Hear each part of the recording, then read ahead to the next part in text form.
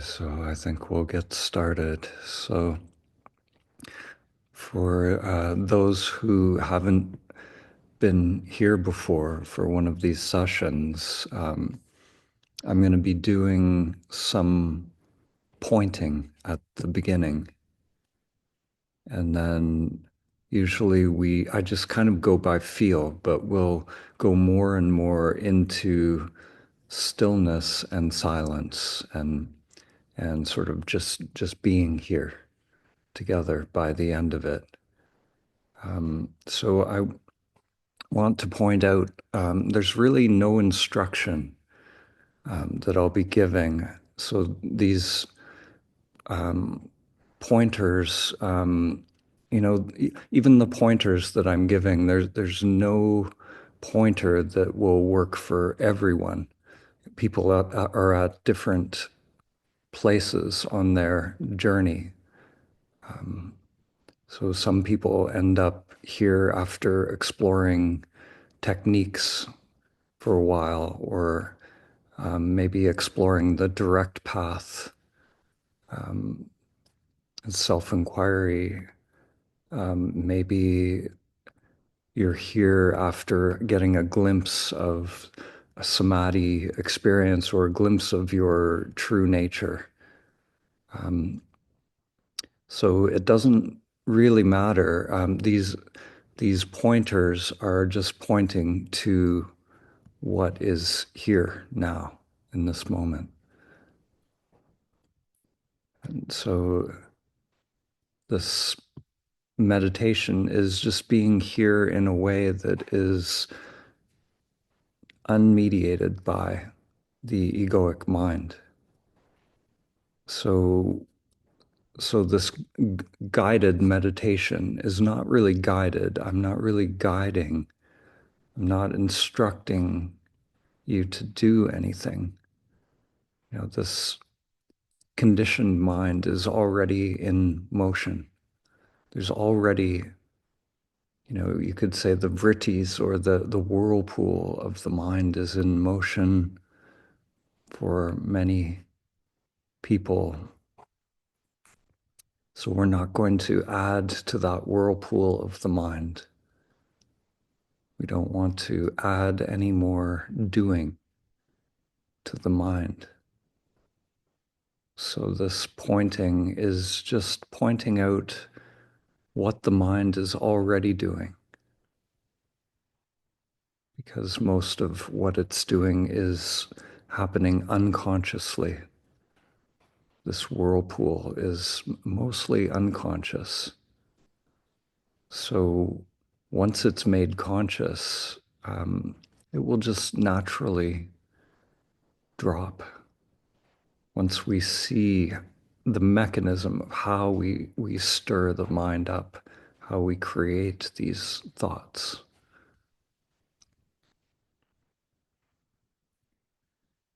So today's session, I'm going to talk a little bit about stabilizing in the open state. It actually came from a question that somebody had. How do I abide continuously in awareness? This is a very common thing that comes up for a lot of people, especially after getting a glimpse of our true nature. How do I abide continuously in awareness?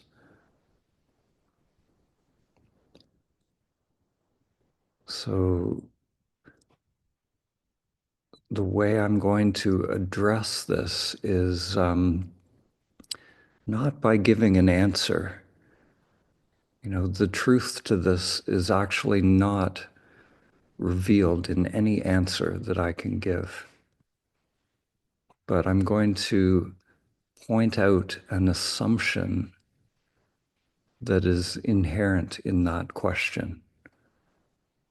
So we can arrive at the truth by deeply observing the question, observing who is asking that question. and observing some of the inherent beliefs that are operating sort of unconsciously in that question.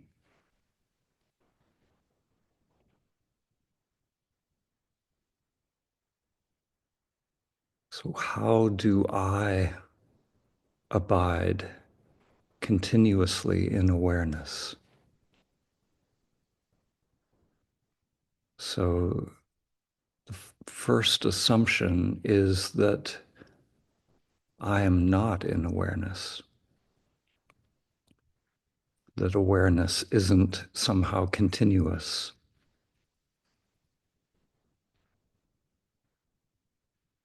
So, right away, there's a separation, a split between I and awareness. There's this I that wants to abide continuously in awareness, this belief that I am separate from awareness.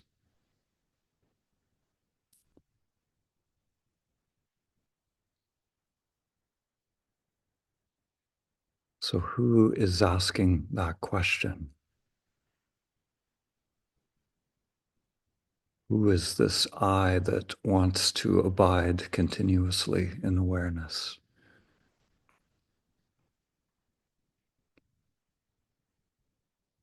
There's this I that wants to be somewhere else or to achieve some state,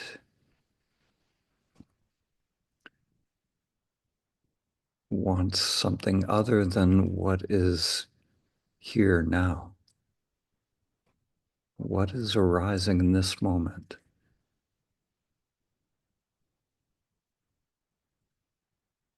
So, this is the fundamental delusion of this separate I or this I thought.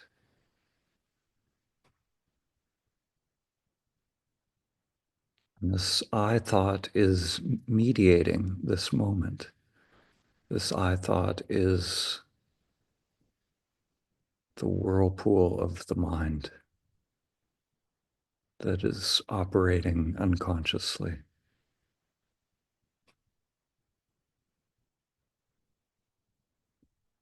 It's made up of all kinds of beliefs, perceptions.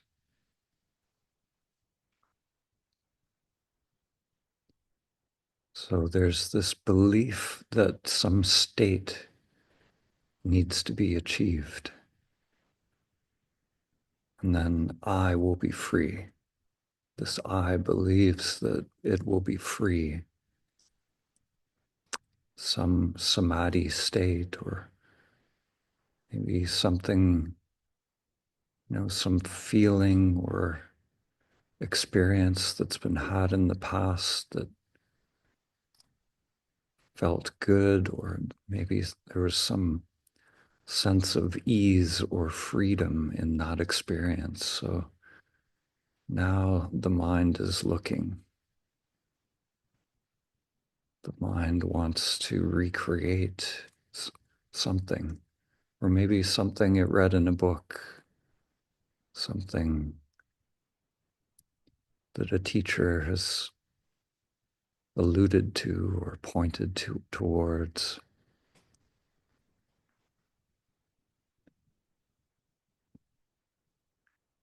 So we're just going to recognize this inherent dissatisfaction within this I that is, it's never satisfied. Always, it really just is a pattern of dissatisfaction itself. It's always looking for something, wanting something other than what is.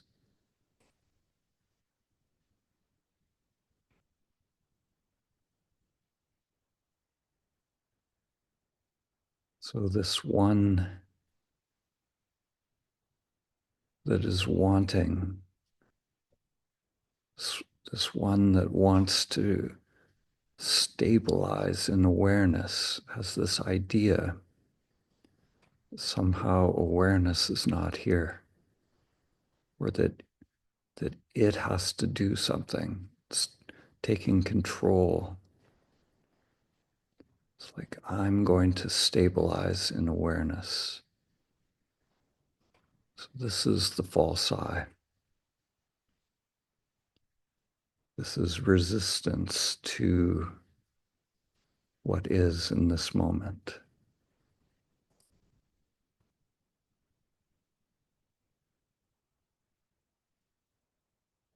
We can just make that belief, if it is in play in the mind, just make it conscious. There's nothing to do about it.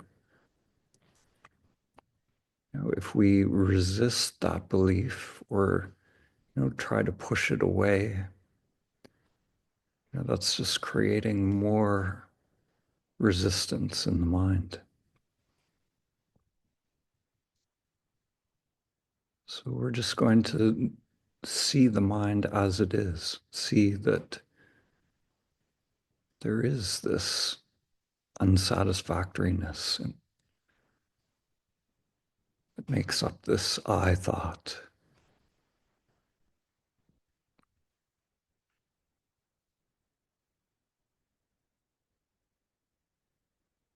We're just going to let it be exactly as it is, not resisting anything, not pushing anything away.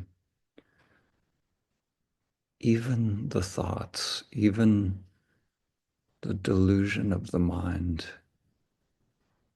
This is just the way the mind is. We come to understand that the ego is simply resistance to what is. So if we resist the ego, then that's just more ego.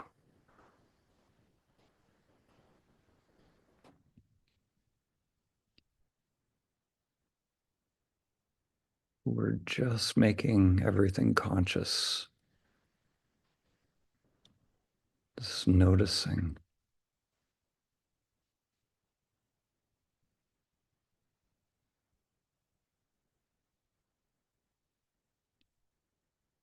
Is there a pattern in play where the mind wants to achieve something in the future? In our practice, in all of this meditation and self-inquiry, is there some hope for something in the future?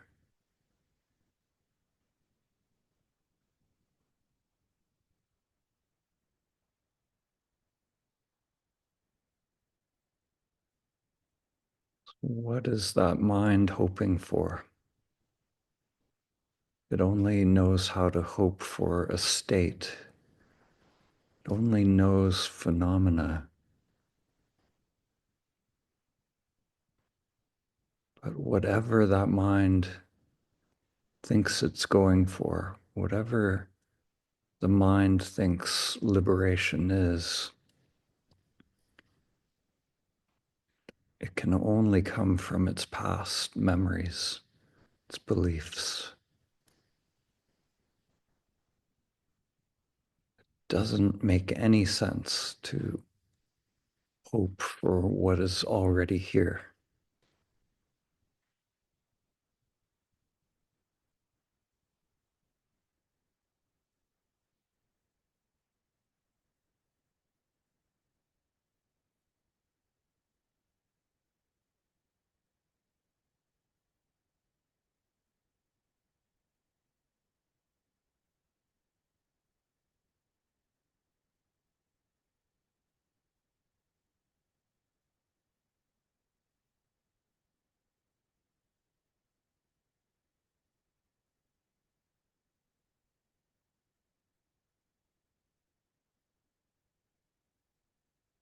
We can't realize what is beyond the mind by doing something with the mind, by adding more doing to that mind, by seeking, by choosing, or by intending.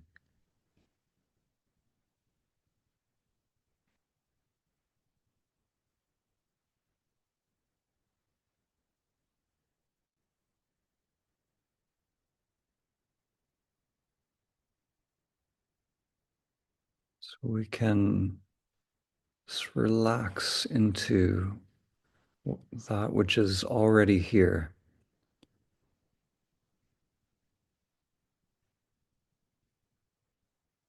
And that mind that is used to doing and achieving something, that doer can just relax,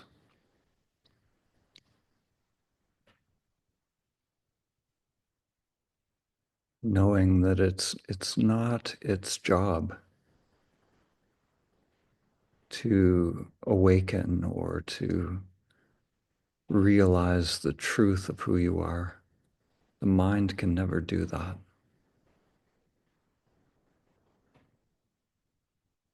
That character never awakens.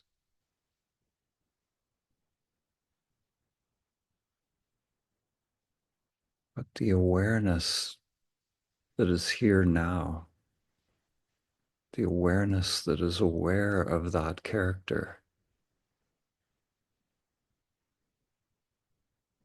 can awaken you. Realize that you are not that dream character. Pure consciousness that is here now.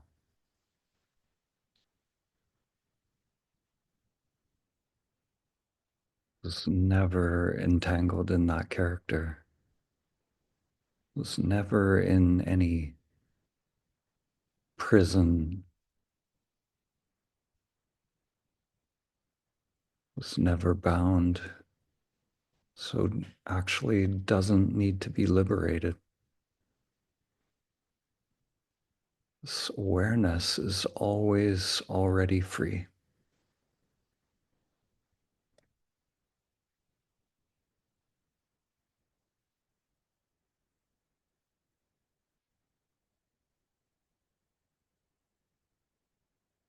So we can inquire,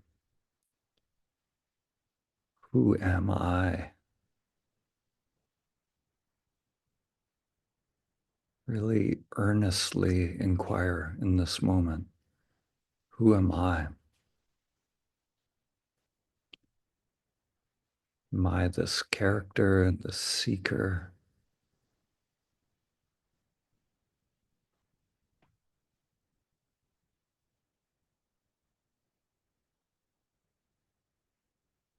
Or am I simply aware?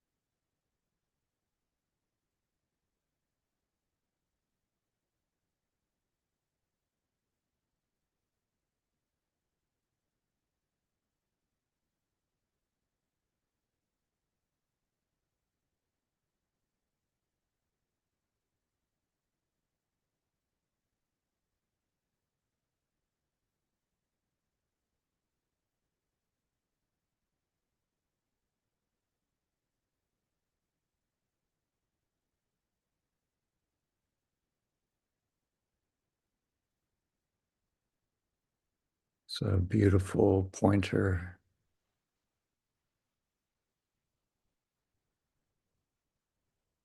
Be still and know.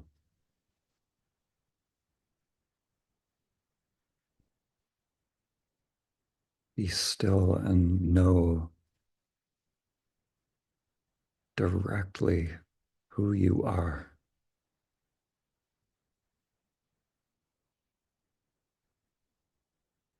Know the self or the I am. It's pure awareness that is here now.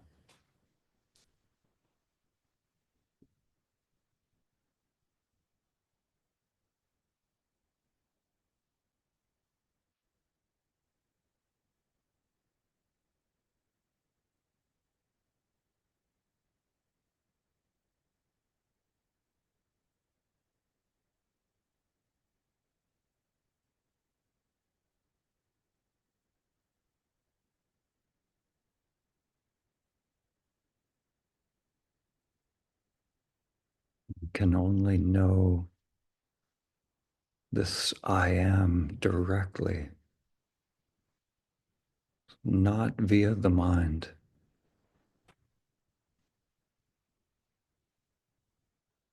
We don't need to move the mind, don't need to think about anything.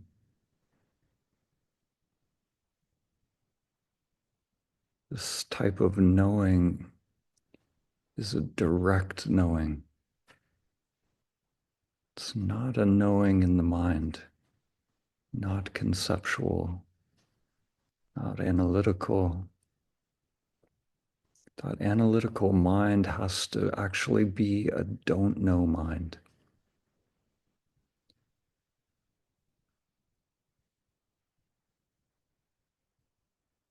Which means an open mind,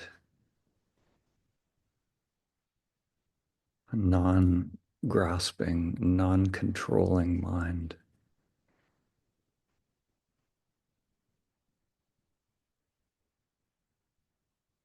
At first, it might be a confused mind. The mind may ask, how do I let go?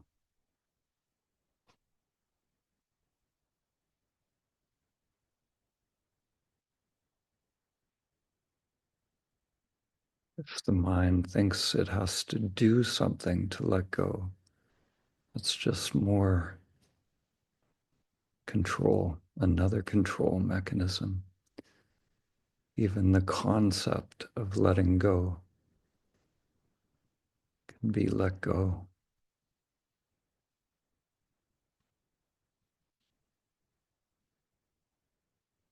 Just noticing if there's any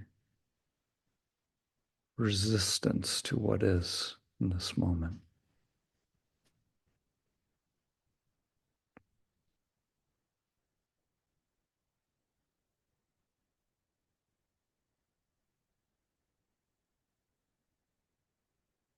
Be still and know directly, wordlessly, without concepts.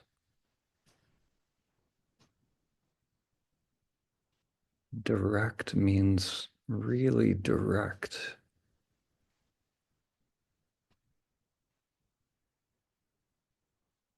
Awareness, pure awareness is closer than close. So I often say, close isn't even the right word because it's where you already are. You are that. I am that.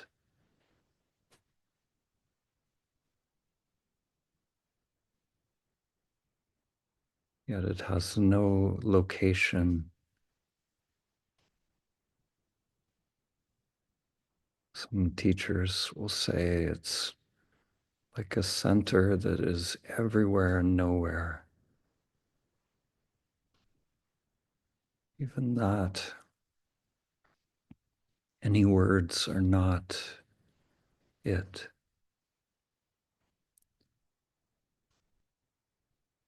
can only directly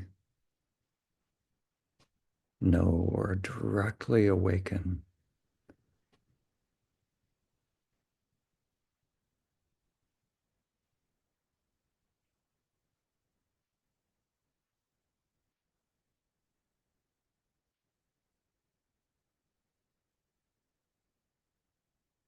whenever we have this intention to directly experience our true nature,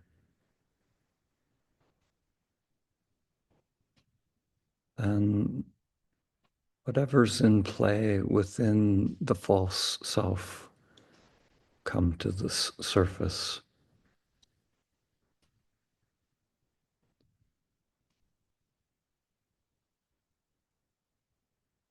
So there may be thoughts or concepts, beliefs,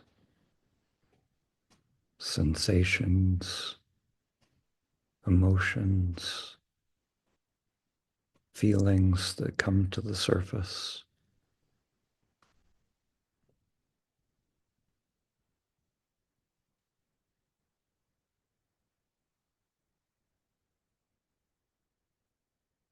And there's nothing to do about this.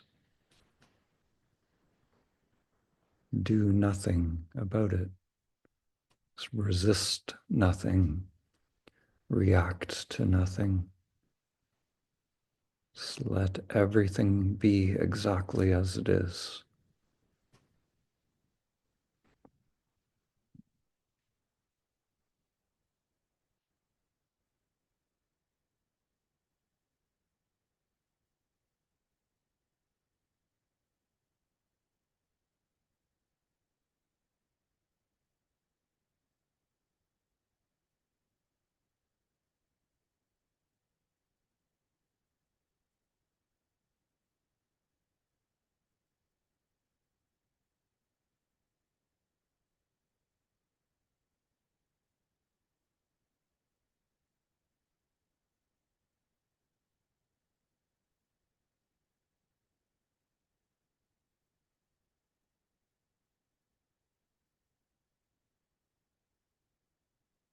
Whatever wants to come up from the mind, whatever's arising on the body, just let it all come up.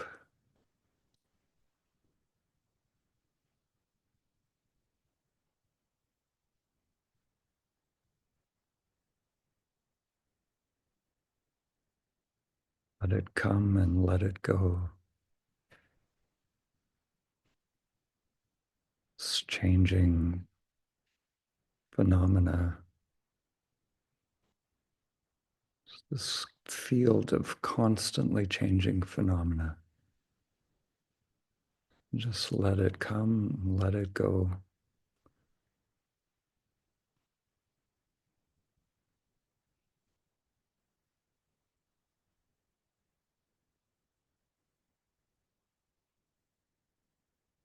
But what or who remains as all of this phenomena comes and goes?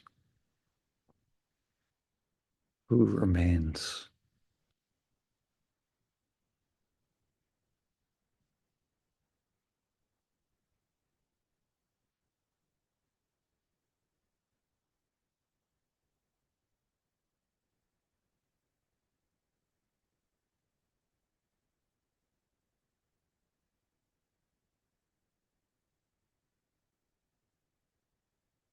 Can you directly experience this awareness that does not come and go?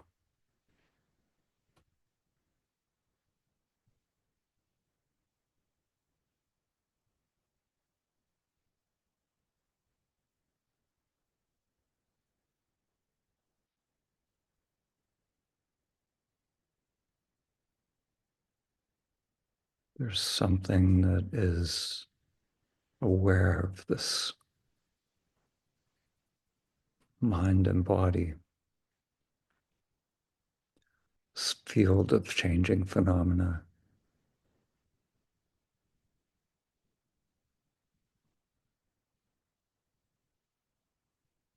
You directly experience that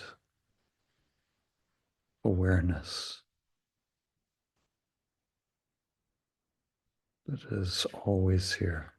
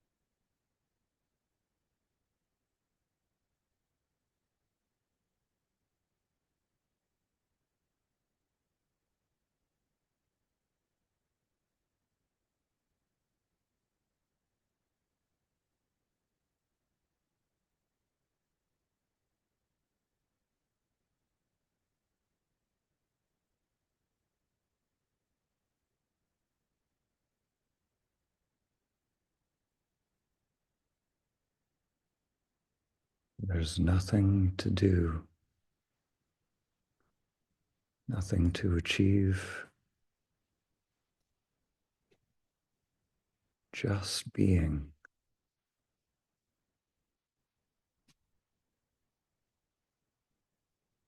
Just resting awake as pure awareness,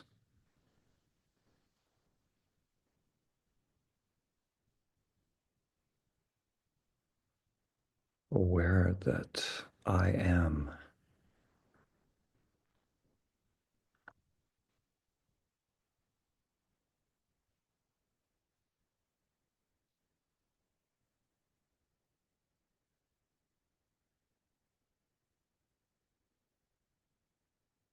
I am has no form, no attribute.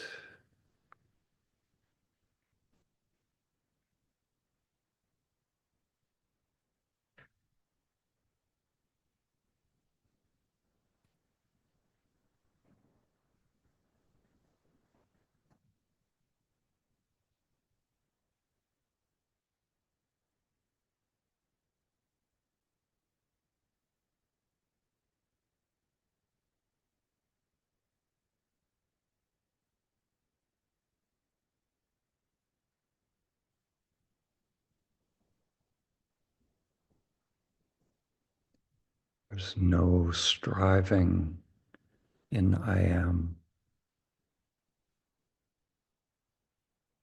There's no surrendering in I am.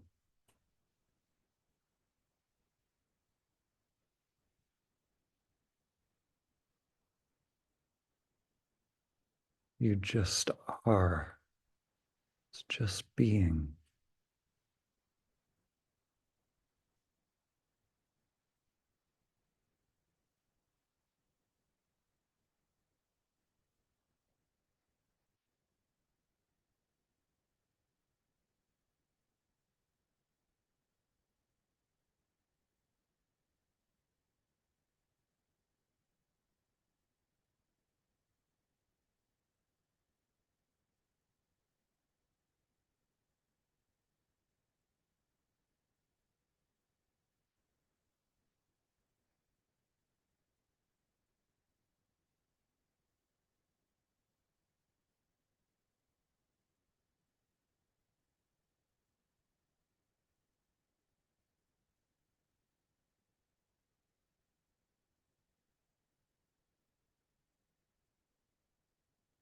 It's I am.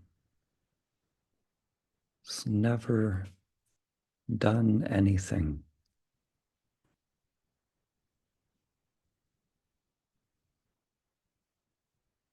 It's pure consciousness.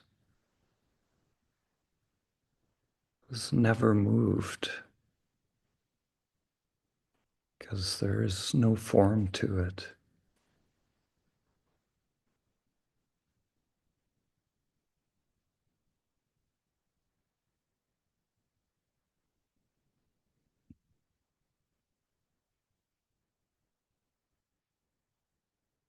Just recognize who you are.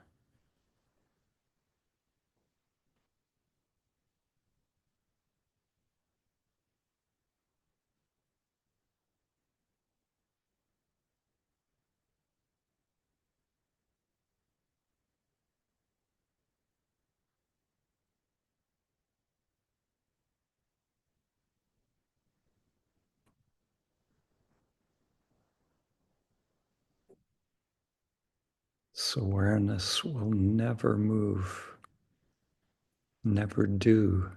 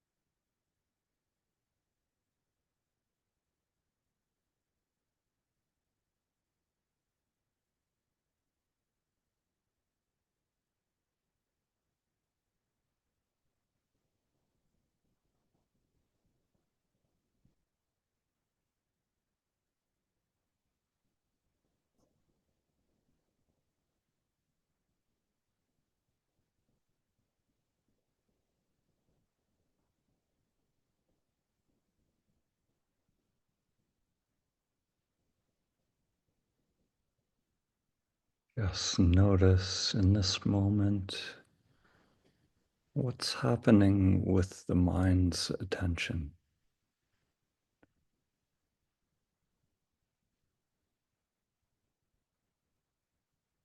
Is that attention moving,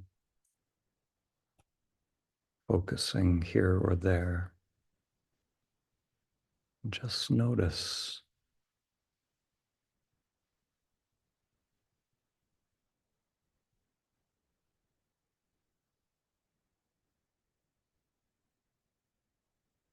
Who is aware of that camera of the mind that moves here and there?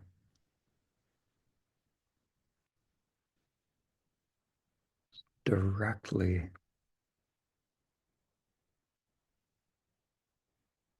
experience that awareness.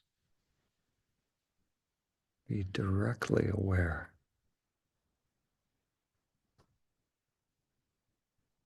If that awareness that is just aware, doesn't move, doesn't turn here and there like a camera.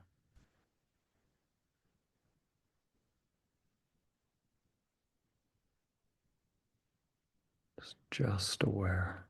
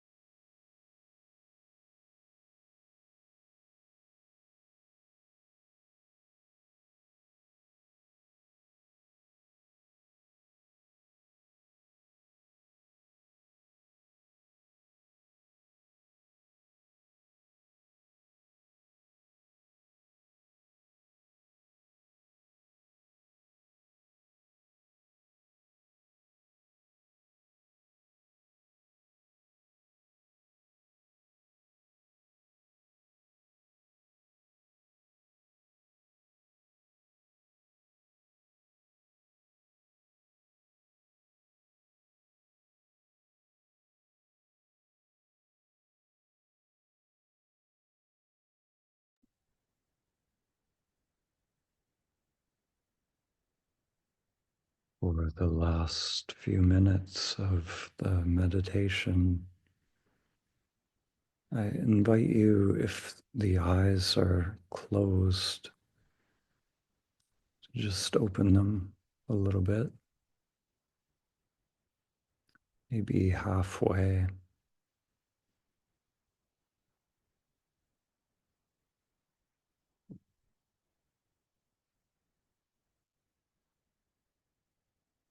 Mm. Simply being with what is,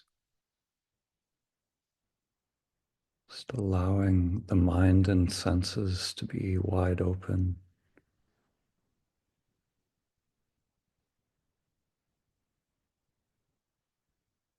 abiding as awareness,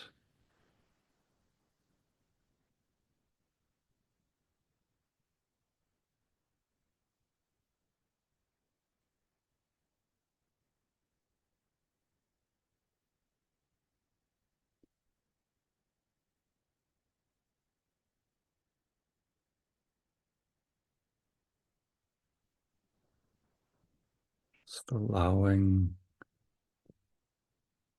sensation to be as it is,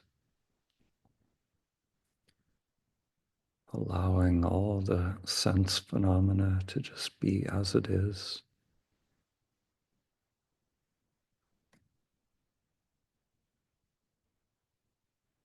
allowing it to move freely, allowing, you could say, the energy or changing phenomena to move freely,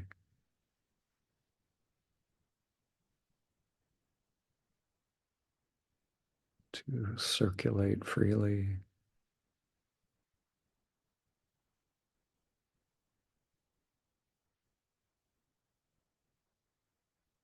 without any controlling or controller.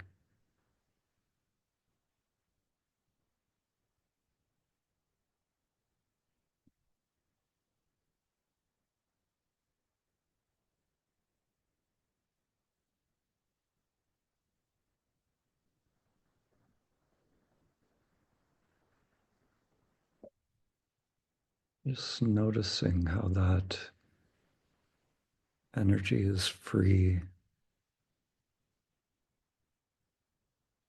when we're simply being.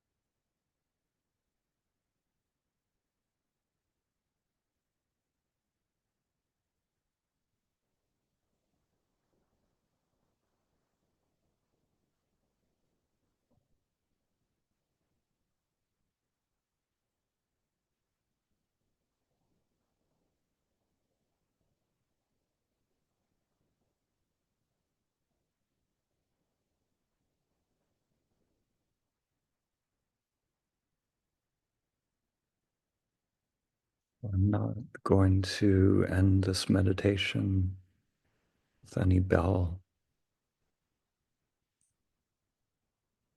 So this inquiry doesn't actually need to end.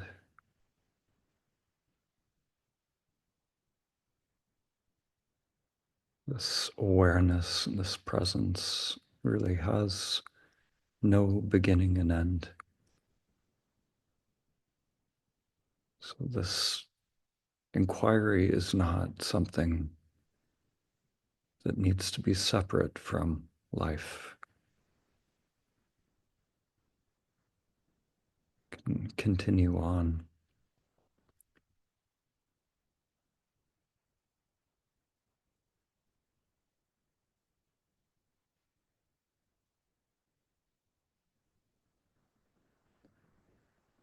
So, for those who haven't been here before, after these guided sessions, we have an opportunity to connect and perhaps explore anything that is coming up in the practice. So we can continue to be present. There's sometimes, um, we had one of these sessions where there were no questions afterwards. It was just stillness. Um, but when questions or things start to come up in the practice, they do need to be cleared from the mind sometimes. Um, so if these things are arising or anything that's coming up, there's a lot of people here who have attended the I Am retreat, the 7-day retreat. So this is also just an opportunity to check in, see how things are going after that retreat. Um, any reports.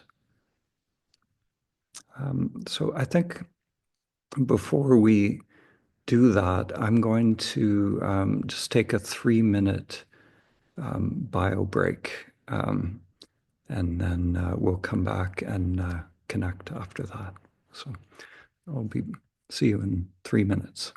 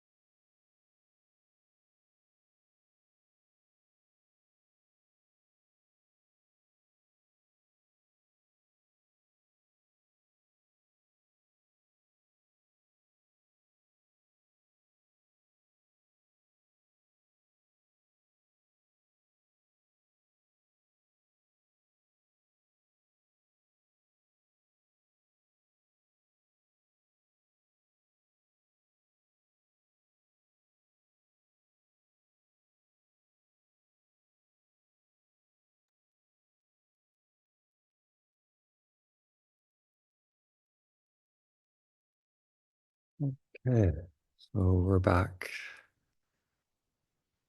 So yeah, I'd love to hear from people. Maybe we'll start with Sharon. I think you had your hand up first. So hi, Sharon. Hi, thank you, Dan. Perfect timing. And what I have been experiencing is a lot of grief and rage, and that's my character has been. And I got the sense of, boy, it just, your meditation really helped me to kind of break free a little bit from that, to a place of beingness. And I feel so shaky about it. About like then my character would go back during the meditation into the grief and the anger and just the rage. And so, will you, I guess if you have a comment, but also the question if you'll be sending out a recording so I can keep listening to this? Hmm. Sure. Okay. Yeah, this will be, there is a playlist, like all of these guided meditations go on there. Um, so if you don't have that link, it is on the website as well, like where you actually click to sign up, to join this as well. So that page. But yeah, I will. I can send out actually the replay of this as well. Um, Okay. yeah, yeah, and for whatever's coming up in the self structure, all of these samskaras, whatever it is, it can be sadness, anger, rage, frustration, um, all of these things, like, sometimes like when we're in the practice, we get you know, a period where maybe the mind, where we get a sense of peace, and then these things will come from the surface. They come back up. And, and then when, the most important thing at those moments when these samskaras are coming up is to just allow them. It's sometimes the mind will go, oh, I lost the peace. Something's wrong, like I'm failing again. I got to get back to that peace. But it's actually this purification that happens in this process is when we just really allow that. So like the true meaning of meditation is, it goes back to this Pali word that means to burn up. So we're literally just burning in the now. We're just burning with whatever phenomena is coming up. So so whatever is in play, we just allow it to the best we can, and sometimes there will be an identification with whatever's coming up. Sometimes for a samskara to become fully conscious, there is the sense of I is gets entangled with it. So if we keep pushing it away, it'll just keep it. We're in this endless game of I've got it, I've lost it. But if we can just burn in it, to the best we can, there's nothing to do, other than to just let it be as it is. Yeah, thank you. Um, we'll go to Louis. Hi, Louis. Hi, Dan. Hello. Hi. Good to see you again. You too. Speak with you. Oh. Yeah. Um, I think I'm more looking for maybe some comments of uh,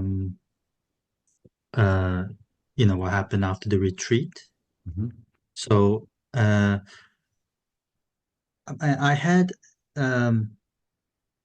about a week of like real peace, about a week, which Mhm. I guess I was kind of in the no mind land. Don't know mind. Yeah, I think I was in a bit of that. Mhm. And I had I think in 2 days I slept like 1 hour, but I was not tired at all. Mhm. Mhm. Um, and I mean I had heard some like there's a Eckhart Tolle in the Power of Now, he mentioned like that energy can vitalize you.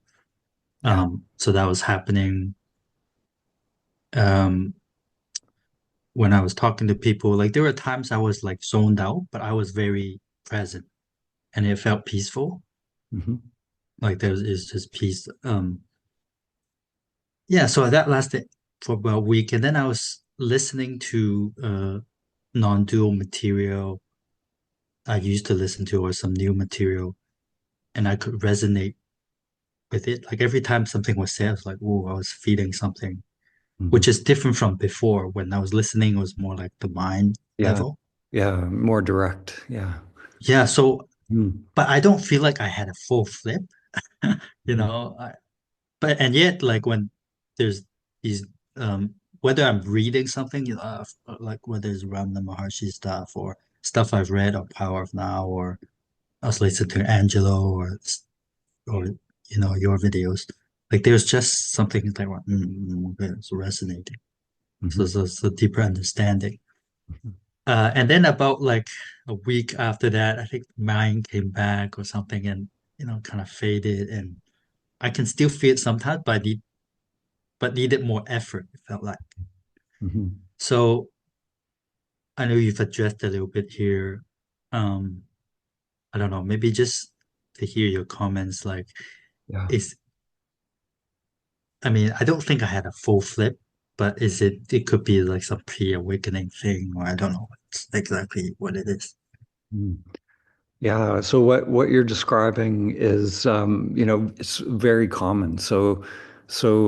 And yeah, in terms of a full flip and I don't like to put labels on things, Yeah. but the truth is, the thing that happens is when we do a practice like the 7 day retreat, that whirlpool of the mind for sure got quieter, and so the awareness that you are, that true awareness was more present. So for sure we know that happened. And and Yeah. and so, I think like the main thing that happens with the mind is there is a sense of peace, that and a sense of ease that comes when that mind drops off. So there's a state that accompanies that process. But these states, that state is part of the phenomenal world, so the Mm, states are always going to come and go, because the conditions of the outer world, the matrix, it's always in flux. So the mind will naturally want to get back to that state of ease and flow, mm, but what actually allows that state of ease and flow is the recognition of that awareness that is always here. It's always here now. So whatever memory, the mind has, mm. it's like Yes. we have to forget all of that, because whatever that state of ease and flow, it's always different, and the experiences will Mm, always be changing, always different. So mm, it may not, whatever comes in the next moment may not be what the mind is expecting, what it's trying to mm, get back to. So this is the tricky thing with the mind. The mind is always trying to recreate the past, and it's just it's this mechanism that's always so sort of mediating in that way. So if we just make that conscious, letting go of any idea that I have to stay in a particular state, and just recognizing that awareness that is always here, always present, you know, and really that's it. It's just it's always, it's like I tried to point to in the meditation today, really this stabilizing in awareness. There, it's a paradox, because the one that thinks it has to do something, to stabilize this I, I have to stabilize, that one is always that mediator, so when we come out of the retreat, that one has sort of dropped away, so there's no one, they and there's all different ways that it can get involved. It's like people talk about Mm. integration, like I have to integrate this into life now. No, who is that Yeah. that's trying to integrate? There's that's the doer that's back. So when we come out of the retreat, everything is just still. There's the whirlpool isn't going, right? But then the whirlpool starts up again, and it's like the integrator is back. It's like I gotta Yeah. gotta do it. So just recognizing that, just nothing to do except make it conscious Mm. that mind. I always say that the fundamental delusion of the mind is that it needs to do something. Yeah. Mm. Mhm. No, it's very helpful. Yeah, because it's like because especially the diet. So I'm grateful we there's a follow-up diet with Bill, and yeah, because like I understand the process, and so it's like there was a memory of something there, but I can't. I shouldn't go back to the memory. I should just let it be because the memory was like you can't repeat the same thing every time, so you don't know what's gonna happen. Yeah, yeah. Kind of. And also understanding that, that sadhana that we were doing, it does, that is what creates the conditions, for that whirlpool. So putting those things in place in our life as well, Mm, mm, for me after, after coming back from the Zen center where I had a first awakening, I realized I wanted to build a meditation center to create the conditions, so that I could live life more in, this presence as well. yes.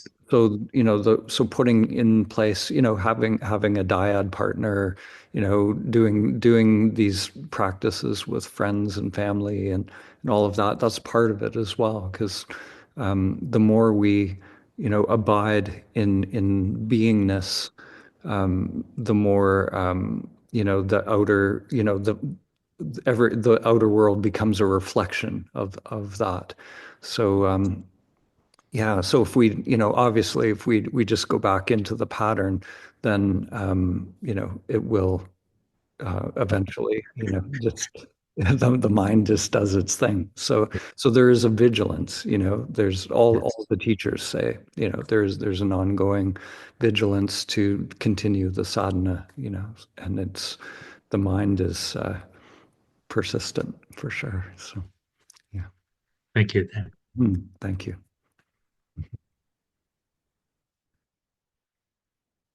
Janine.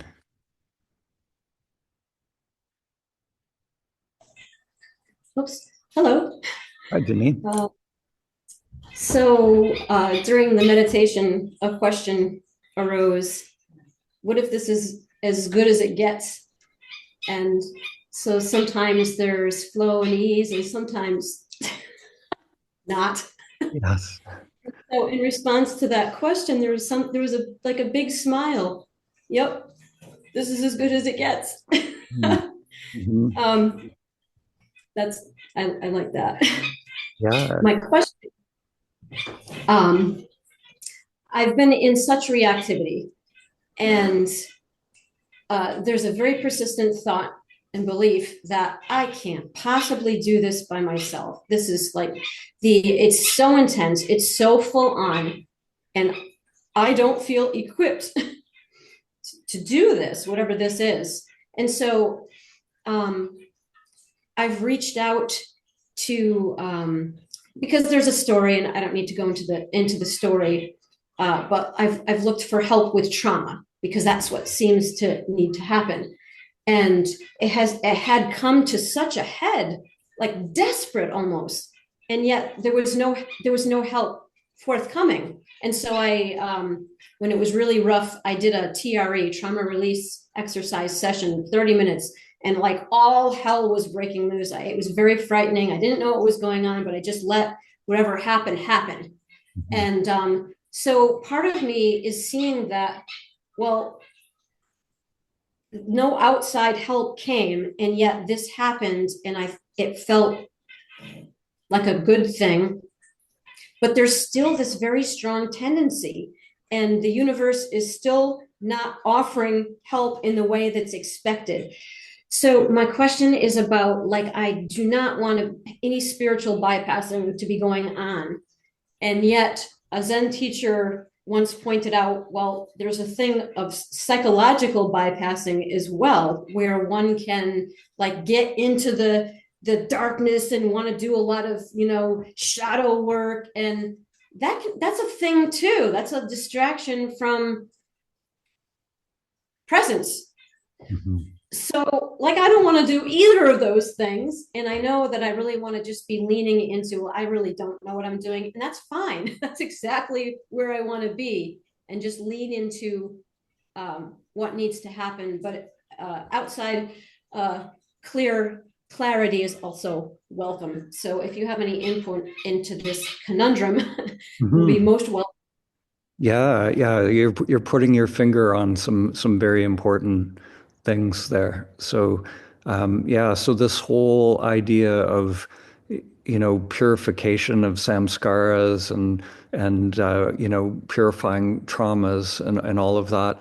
There's a it is a bit of a paradox. Like to me, there's a middle way with it.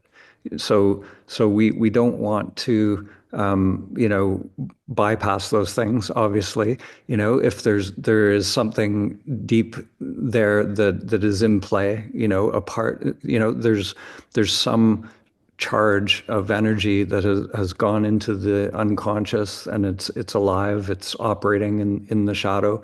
So we want to make contact with that, allow it to be integrated. To me, like all of these psychology systems, I like the ones that they talk about these parts of us that are they're sort of exiled, and we're sort of inviting them back. We identify where there are these protecting parts that because we've developed these protection mechanisms. So there is this sort of sense that just on an energetic level, we're inviting all of these parts of ourself back to into one. But at the same time, so if that is in play, there is a shadow there where we it's like we're turning the light on it, and then but at a certain point, so we're working sort of integrating the healing the character. But at the same time, we wake up from that character entirely,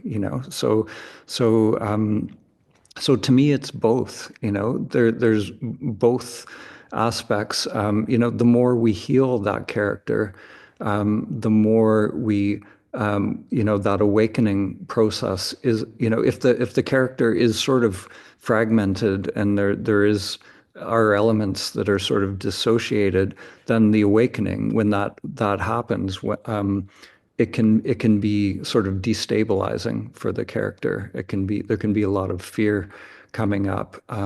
So awakening is more smooth and more um, you know and more likely to happen when that healing has happened as well. So to me, it's always both. It's not that this or that. It's always this and that. So the question I have for you, did you reach out to the folks at that Cheetah House at all? Did they get back to you at all? Oh, you're muted again there. Sorry. Okay, there am I. Okay. No, I actually, I it was, I didn't need to. I felt Okay. like I didn't need to. What I'm feeling is I've been so programmed to get validation outside, get answers outside. And I'm feeling like, no, I need to trust myself, whatever that means, you know, the heart of hearts kind of thing. And I need to like be strong in that, you know, rely on that, lean innermost. And I know it's very difficult to use language to convey this. And I don't want to get distracted by concepts. But there's something really powerful about that. So I'm doing that, and I have reached out in a couple of different areas, and it's just not happening, or it gets complex. And when I stop that and just okay, here I am, and so I'm going where yes, feels strong and stable. Yeah, good, good. That's perfect. I was yes, actually just a couple of days ago I was talking to a friend who Jeff who we did the Kensho research study at the center, and I think you might have been part of that actually, but he so one of the things we were talking about, he really did this amazing study on, awakening and how it all works. And the number one takeaway that we sort of realized from this whole study was that the people who were sort of looking for a teacher or a guru or somebody to help them, someone, looking for something outside of themselves, where they had the most difficulties in this process. Whereas the people who were felt more empowered, they had a sense that it's their own awareness is the teacher really, or it's like they're coming to it with that sense that, this is just my own investigation. Um, you know, those were the people. There was a correlation between that sort of mindset and awakening, and being able to sort of stabilize that awakening, or getting what that kensho is. So so I think that's really huge, that character that wants the help, from others, like I truly believe, my like in my like I'm just like a pointer for everyone to their own awareness, which in the ancient traditions, like they refer to that as the Satguru. So Satguru is not a person, or I know there's a guy that goes by that name. He's out there, but the true meaning of a Satguru, he's just pointing to the same thing, the other teachers, to your own true nature. So the true Satguru is your own awareness. So if we can get to that point, we that awareness is ever present, that we just allow whatever is going to unfold in that healing process. It's you are your own, guru in that sense. So I think to me, that you're totally 100% on the right track with that. Yeah. Yeah. Thank Yeah. you. Yeah. Thank you. Yeah. Yes. I'll go to Nolan. Hey Dan. Hi, Nolan. Hey, thanks for doing this today.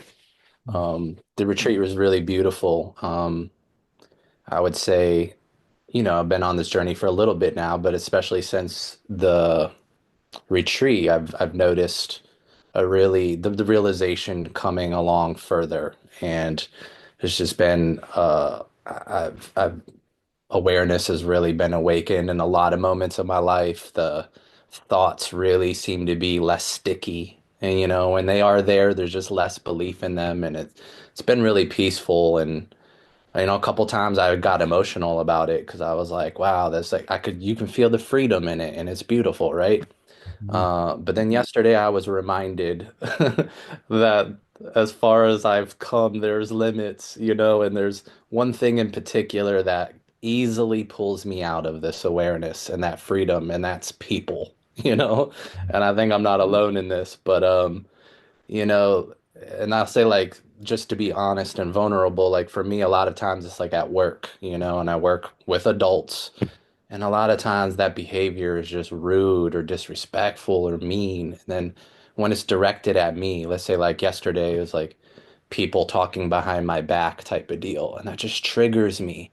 Mhm. And then there's this protector inside of me, that protector ego comes online and just, now it's completely pulled me out of my peace. And now those thoughts are just going and going and going, even during this meditation. And like, that's it's so disappointing because there's part of me that's like, yeah, this protector is there for a reason, and I value and I honor it, and I know not to resist it. I know to accept it.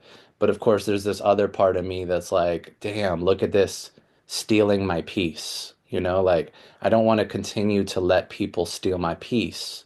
Mhm. But of course, even during this meditation, like I said, I'm flip-flopping between being aware and then just thoughts about what happened, what I would say to him or her, and what I'm gonna do about it, and da da da da da. Like those thoughts just keep coming, and then I can't stop them. And so it's like I'm caught in this flip-flop between just accepting that, but then also like, man, I really don't want to let stuff like this keep stealing my peace.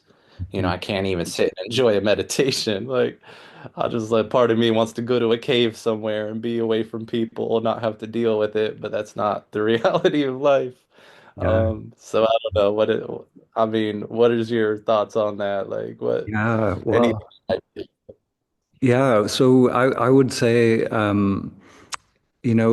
like first of all, what you're describing, that's life, that's the path, like it's, I'm still, to me, this whole kind of aspect of the path where there is a development process within the self structure, it's something that unfolds through time, and so it's like we're going around this spiral, experiencing the same kind of lessons, over and over, but at different levels. But, so I'm still there's still, it takes a lot more to trigger the Dan character now because I've been at this 25 years, but there are still things. If the charge in the matrix is strong enough, then there are things. There's a reactivity that can still come up, and it's like you get tested at all different levels. So so the first thing I would say is that there's nothing wrong. There's no problem to this. This is just actually how we move through life, and the things that we, if I look at my own life, the things that have tested me, like I had when I was working, I used to work in like a music company. I had a music company, and I at one point I got sued by someone who was, he was someone, like, it really interrupted my meditation practice. It just, like, my peace, my mind was generating thoughts of, fighting him in court and all of this. And he actually was the catalyst for going deeper in my practice. I literally sat through, probably half a dozen Vipassana 10-day retreats, with him in the mind, and so to realize an equanimity, in the midst of what was going on, like he was my teacher. It was the thing that I actually, resisted the most was my greatest teacher. So I would say, that there is sort of a paradox there that, life will give us these tests, and the very thing that we're resisting is usually the thing that, in a very embodied way, we can actually go deeper in our practice, feeling like where am I resisting, and also, really seeing, am I, is there any sort of way that I'm fighting against myself as well? Like, am I denying any part of myself that is arising? Like sometimes there is, like someone will do something. There's a natural energy response, to what's happening, so like being awake doesn't mean that we don't have emotions. It doesn't mean that we don't have stuff coming up. Like we might, I think about like a Zen master sometimes will yell at people with like a furious anger, but it's out of compassion, to wake them up, or it's like a mother, yelling at a kid who puts their hand on a hot stove, it's like, no, don't do that. So we allow, whatever's coming up authentically to come up. So I think for me, identifying if I'm in this sort of battle with myself, or I think that there's some part of myself that needs to be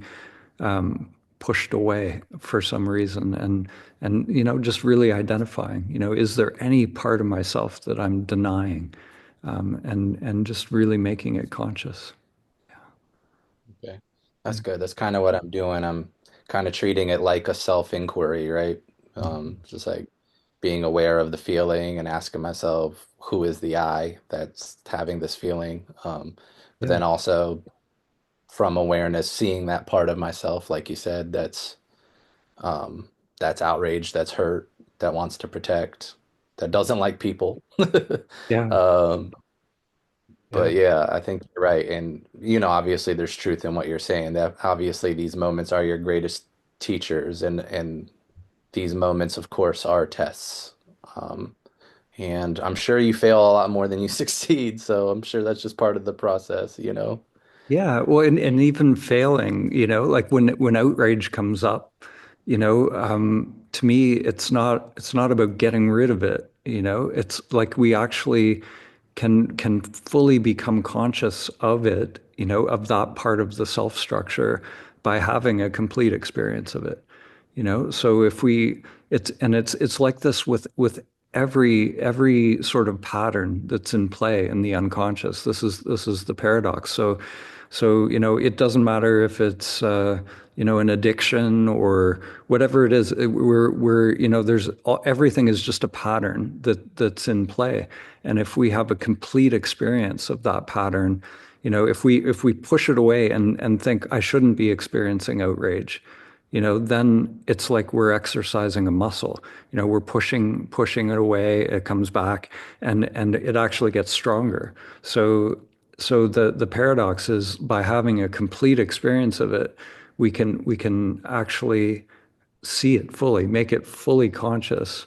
And then, in that moment, then, when it's fully conscious, sometimes it can be dropped. We realize, oh, that is the Nolan character doing its thing, and but when we're resisting it, we're pushing it away consciously, then it has power only when it's in the unconscious. So I would, just explore those beliefs that something shouldn't be happening, or this shouldn't be arising, because if it's happening, it just is what it is. So resisting it actually gives it even more strength in the unconscious. Yeah. Yeah, that was great. I appreciate it a lot. Thank you so much, Dan. Mhm. Thank you.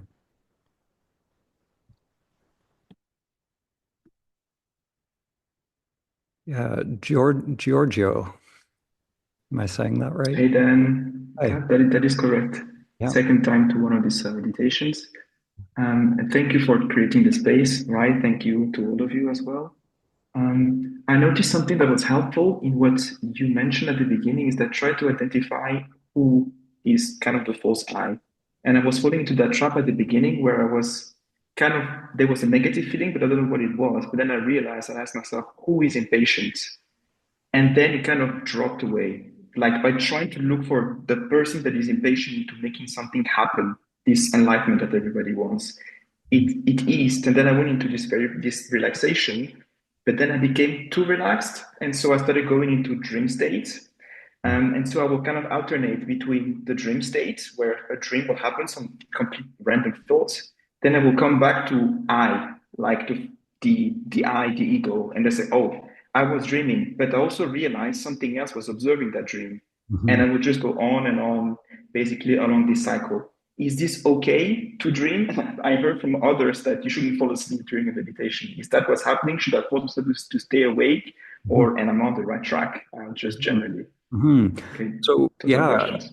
sure, sure. I would say, with everything, there is sort of a middle way with it. So obviously, if you're completely falling asleep during meditation, but if it's like you're waking up or you're becoming aware, so to me, the dreaming mind actually can be an amazing tool in meditation when we're in a sort of in between state during the meditation, if it's happening, or sometimes there's a point in the practice as well that we can do this as we're falling asleep at night.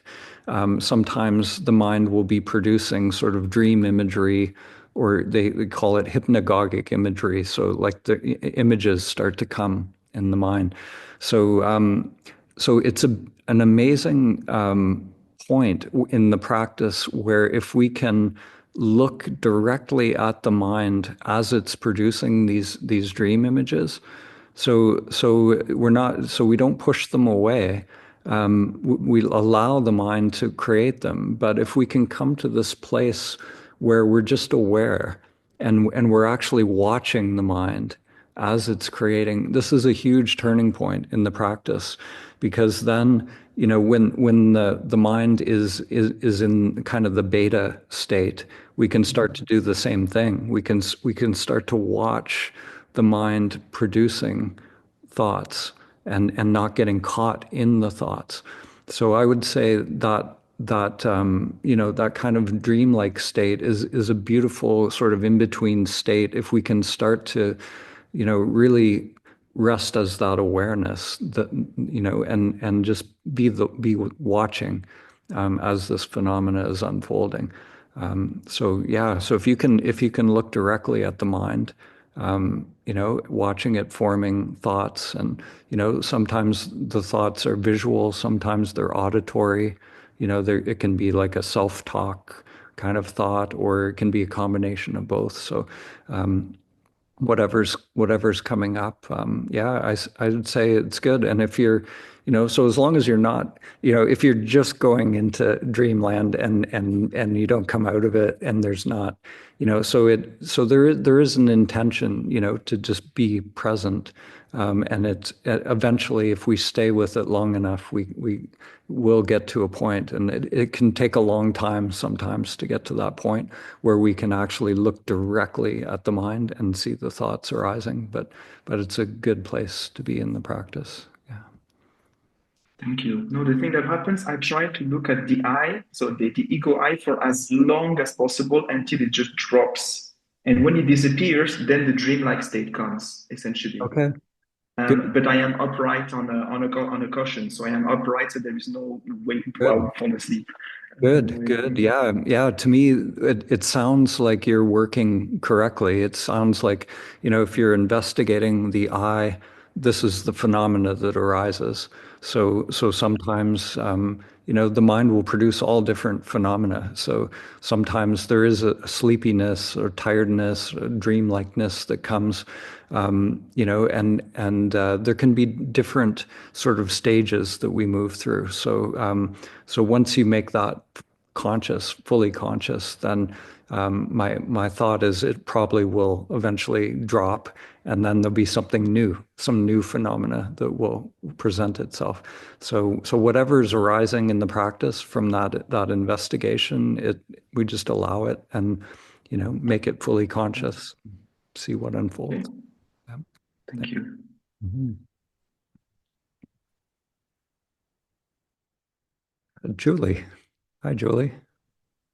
Hi. Um, Thanks for taking my question.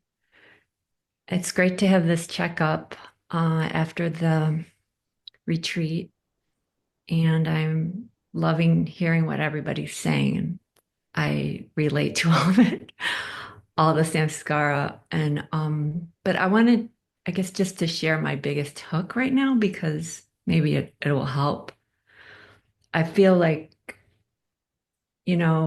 for a lot of years, I've really wanted to ramp things down and have this quiet time. And especially since the retreat, I've really ramped it down. A lot of sitting, nature. But still, so this is the thing. My mind is like, now this is what you're gonna do? You're just gonna sit like, the whole world is burning down, people are homeless, and you're so self-absorbed. So that's actually the most difficult thing for me right now is that noise. Hmm. Hmm. So like I can see that it really doesn't matter, like where the noise, Yeah, well, yeah. So it's an interesting paradox. So, um, to me, like when we wake up, like that inner energy, um, becomes more free. So the energy is life energy. So we can just be with it, and experience the bliss of just being. But sometimes that energy wants to do stuff in the world. So the question is, like I sometimes, that be still and know. Sometimes I add a second part to that. It's also be in motion and know as well. So the question is, like to be still, sometimes we let go into that energy. We let go into the moving stream, as they say in Zen. So what does that life energy want to do? What is the natural sense of ease for that energy? So maybe it is going and fighting fires, I don't know. Or like for me, when I, had had an initial awakening, what started to happen was the energy was it had a very creative sort of agenda, and it wanted to go into films, and so in my mind was like, I'm just awareness. I don't need to do anything. I'm just being, but yet this energy was alive. There was this sort of it's almost like I describe it sometimes as like the energy just has its own agenda. It's so when we get ourselves out of the way, what does life want to live through us, through this being, through this character? And it's all awareness isn't separate from that. It's just awareness is here for the show, but the show will continue on. So there may be, yeah, a natural impulse to be moved, in different ways. So how does that land for you? I feel like I'm kind of waiting for, I don't want to jump on anything. Yeah, Like, I feel like I've done so many things. Like, I've done all the things. yeah, And yeah, whatever lands I do want it to, it just, I don't know how to explain it, but yeah. So whatever happened, kind of. yeah, it sounds like you're at, so I think when that energy really becomes free at the beginning, you know like there is a, like Joseph Campbell talked about following your bliss, right? So to me, that impulse, it just happens. There's a just it's like a spontaneous thing where we don't have to think about it. We don't have to, It's not about knowing my purpose or anything like that. There's no analytical agenda. So to me, there can be this sort of movement that will arise, and but before that happens, sometimes there's just like acclimatizing to beingness, like we in our life we've been doing all this time. So sometimes just recognizing being, just allowing ourselves to just be, is it, and there's nothing, we don't have to plan beyond that we don't have to ever plan. To me, life will just naturally flow from that, and it's, to me, just, it's a spontaneous movement if that's going to happen. Or maybe, for some people, their path, some teachers, their whatever unfolds on the path, it is just an abidance in being, where that becomes the bloom, the full bloom of life. So to me, we never know, what that bloom is going to look like. So I think whatever, if there's a part of the mind that's questioning, or judging, or evaluating, if the mind is evaluating, then we just make that conscious, and see that that's the mind.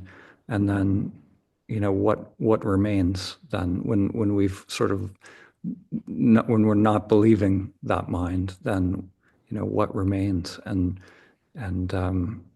there's a peace in what remains. And I think whatever's going to flow in life is going to come out of that peace, if it's going to be what it is, I guess. Yeah. Yeah. Thank you so much. Mm-hmm. Yeah. Thanks, Julie.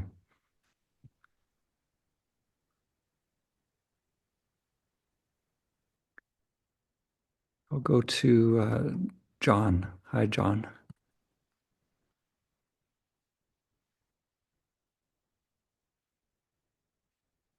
You unmute there? Or you're still muted there for some reason. I couldn't find it. There you I got it. go. Hi there. Dan, how are you doing? I'm good. Good to see you, Good. John. And hi to everybody. Mm. Happy New Year to everybody. It's interesting. As I listen to others kind of ask the question, what am I doing here? And what's happening? And there's so much going on in the world right now. There's so much happening and coming from so many different directions. And I don't know if others have had this experience, but within the last 2 years, uh, prior to that, I was connected to the universe in a way that it spoke to me every day, and I understood what it was saying, and I knew what to do. And I'm sorry, I'm shaking. Uh, the But what I realized is that the last 6 months to a year and a half, the universe communication disappeared, and it was so connected before, and it was such a knowing that it was beyond this physical body, that it was beyond that, into a knowing that, what it really is, and who we really are, who our true nature is, and how to communicate that. And I saw that everybody was kind of moving along towards a revealing of things, a real truth, as I call it, seeking the truth. And then all of a sudden, everybody seemed to be slowing down, and it seemed to be that the world was stopping. The Not the physical world, but the conscious world was slowing down, and nobody was able to tap things. So it wasn't me sitting back there and saying, "Oh, I've just lost my connection," but everybody was losing it, or at least slowing down. And I was trying to kind of understand that. So I would start looking for things within the internet stuff of this new reality that we all are in touch with, this form of consciousness, effectively. And and I'm watching how fast that's moving, and it's at light speed, and you can't even keep up with it. And so I kept going back to where I was comfortable.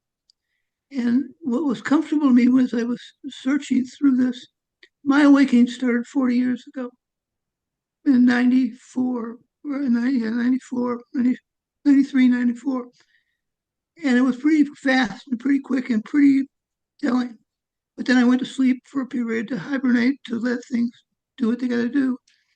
And I woke back up about 2008, and I did a little bit of this and did a little bit of that, and it really started moving again. And I did, and all of a sudden it disappeared again, and I couldn't move. And then I saw a movie called Samadhi, which was your movie. And so and as I looked at it, I looked back and I saw Inner World, Outer World, the series that it came out of. And I went, whoa, this is the piece that's been missing the whole time. This foundation, this understanding, because we all can do our searching and we can come on to different gurus and different experiences in terms of practices and so on and so forth. And I love it the way you come to it at some point. You say that you don't need any of those practices. Sometimes you do. Sometimes you don't need anything. Yeah, they're stepping And stones. Yeah. it's just simple following, following your heart, following your true nature, and allowing it to be exposed and part of the process. And then I picked up and I went, geez, I'm watching these other kind of interfacing with different groups. How are we going to awaken the world if we're all fragmented and we're not coming from some foundation of new thinking? But everybody wants to get their new thinking first because they're the truth, the real truth. But I kept going back to your movies, and I always came away with a feeling that there was a knowing there that I didn't have to understand. I was just being gifted with the reality of what goes on beyond this avatar, this shell, this character. If I knew that, I don't even need to know what that is. I just need to know that it is. And if it is, then what is all this other stuff going on around us? Chaos doesn't mean anything. Yeah. Everything can be, you know, calmed down. So that got me back to my real question here is, when is your next movie coming out? When is this? When is this Samadhi 4 coming out? Because I Yeah. know that that's got the answers to some of the things I'm searching for. That I'm tired of searching in all these different places because sometimes they're truth and sometimes they're what I call a sham. You spend a lot of time going because you can get on the computer and you could be on the computer for weeks Yeah. and come away with a good piece. Yeah. But you're going down a path that doesn't make any sense. Yeah. So, so to answer your question, so that film, it's sometime in the next year, probably. I'm thinking probably in the fall, but I'm not sure. But the film really, like the sadhana, the samadhi part 4 is about sadhana. It's about the practice. So you know, so the I am retreats that we're doing online, those 7-day retreats, it's all there. It's if you like it's really actually those retreats are taking you through the process of coming to that direct experience. So so the film will just be sort of synopsis of what's already happening in those retreats, but everything is there in a much more deep and sort of experiential way. So it's not just a film about sadhana, it is the engaging in the sadhana itself. So so being I, inside. so I would say, if you like, you could dive into that anytime. You don't have to wait for the film. That those replays are all on the website. Um, and also there's two other films coming out sooner. Actually, we've got a film about Ramana Maharshi coming out soon called Turiya, and Awakening Mind Part 3 called Who Am I as well. So Right. Are those, those both out of the other group that you're working with, or yeah, is that one those of those? two are, yeah, those are with, I have a couple partners that I'm working with on those as well. Yeah. Right. So, yeah, so that's all in the works, but, yeah, but yeah, so, and in terms of your own, like, you said you had a sense of you lost a connection. How do you feel in this moment right now? Well, this moment right now is I feel calm. Yeah. I feel um, uh, kind of in the moment. I'm not uh, detached from it. I'm in the space, which is good. Mhm. I can feel my body around me, my heart, and that kind of in that same calm, peaceful space, um, and not chaotic, which is really a telling piece of it. Mhm. Um, and but I'm still disappointed, Mhm. disappointed in that I want to.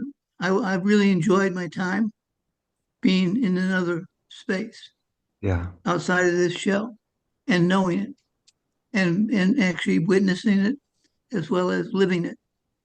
Yeah. Um, it's you know it, I've come to a point in my life where a lot of things have happened in the last 2 years, so I start to understand what it means and why some of the things are happening there where they are, because I have to stay present with this character because this character is living out its reality until it decides to turn in this suit for a new one.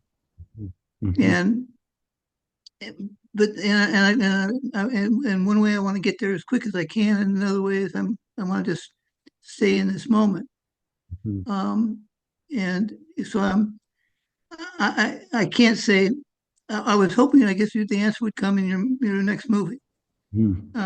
Kiddingly, but I really did think that that's where I would get a lot of information. If not the answers, guidance to where the truth is, Mhm. yeah, and where I could spend some quality time and enjoy that movement to go through there.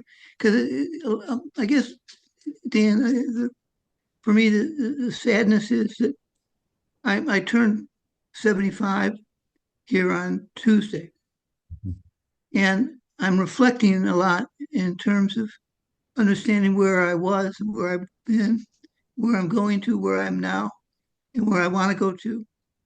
And I'm looking at it and saying, I know what's happening. I know we're all shifting in consciousness in a way that will shift us out of maybe this heavy body to a lighter body of some sort. But I don't know what that really means. Don't tell me about heaven. Don't tell me about uh, hell and all of that. I don't need to know any of that. What I need to understand is that touches this reality, that touches that reality, and where I can show that there's no difference. Mhm. Yeah. So Is that I can be in that. yeah. And what's coming up for me is, and I've experienced this on my own path as well. And one of the teachers that I worked with has talked about this. Like we go through these sort of phases on the path where there is this sort of energetic connection that and to the spiritual realms. And I've gone through several different phases of this where, there's a lot of energy, beautiful connections, connecting an intuitive connection to higher worlds or a seeing of higher worlds, all of that stuff. And but that's still phenomena. If it isn't here now in this moment, then it's not the truth of who you are. So anything, even all of that energy, all of these, experiences of the spiritual world, this sense of being connected or in union, even that samadhi experience is just an experience. And so all experience will come and go.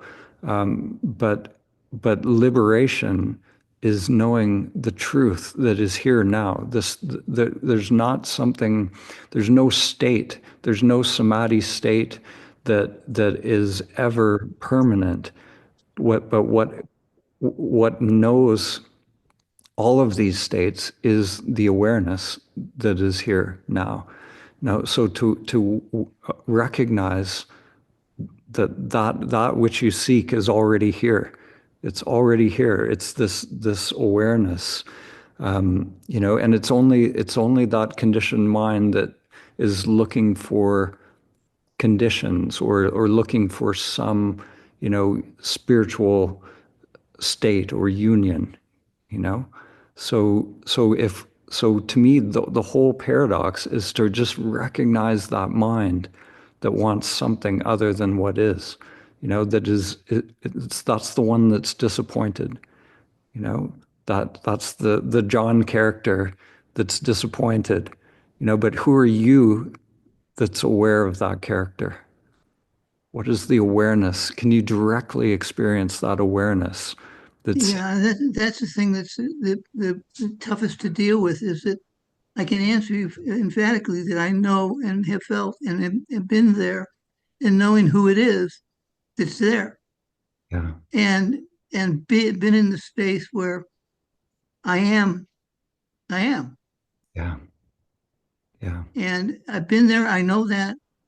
I want to be able to understand it so I can share it yeah, in whatever ways it needs to be shared. Because I know that through others' experiences as a mere, there's so much to provide and so much to help shake off a lot of stuff that's unnecessary to go through anymore. yeah, And it helps others. I mean, I just, as I sit and listen to you, I kept having things float through my mind as it relates to what have I not accomplished yet? What have I not gotten together that I want to use to share some of these experiences? And I do know you're right. It all comes to one moment and it's like poof, yeah, you're on the other side and you're aware that you're on the other side. yeah. Um, When you say I've been there, so that the there is an experience, but what about here? Right now, like this is the there. The same one that was there is here right now, right, right? So right. mhm, And I get there and I go, that was nice, but now what's real? What's not? And it all is real, and it's all not really there. It's a dilemma for all of us. Even if you've gone through an experience, if you've awakened your body and mind and your consciousness, and it's fully awakened, at some level, it's not awakened. As you say, it's here. yeah, there's Is that always an awakened state, or is that a state of knowing? mhm. Yeah. So Or to is it just we just keep going until we find that which doesn't come and go. This is what Ramana Maharshi said. If it comes and goes, it's not the self. It's not the true self. So all of these states, no matter how beautiful the union is, they're all impermanent. But what is it?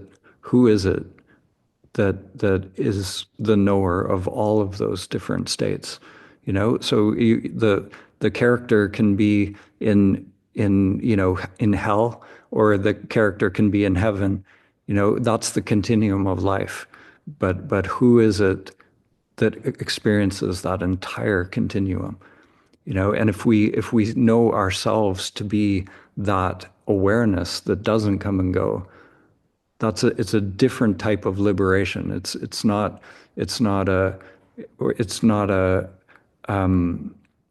a peace that's not contingent on anything objective. It's like the whole game is exposed in that. you know How do you know when you're there? you're not asking the question. There's no there's Right, exactly. there's no It's question, in that there's direct knowing. The one that's asking the question is usually silent. Yeah. well, at some point I won't be raising my hand. Yeah. Yeah. Then I'm maybe there. Yeah. Yeah, but until that, we and yeah, the clearing has to happen as well, and so Right. yeah, yeah, Well, thanks for allowing and sharing yeah, and um, being who yeah, you are, because out of all the things I've dealt with over this 40 years, the clarity comes when I'm in your space and within the touch of your movies that I've seen. I've seen some that the samadhi and the outer inner world changed my life. And there's more to come. I'm not sure what that will be, but I may be silent mhm, and just listen. mhm. Thank you, John.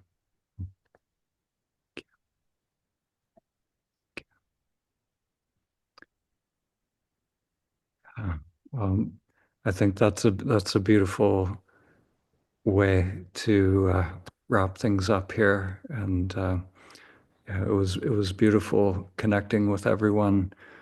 Um, so yeah, thank you, and I'm going to post this as a replay, and then for those that might have missed something or want to reconnect with this, they can get that in our playlist channel.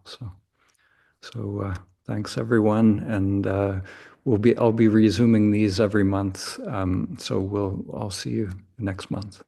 So yeah, Thanks, Dan. thanks everyone.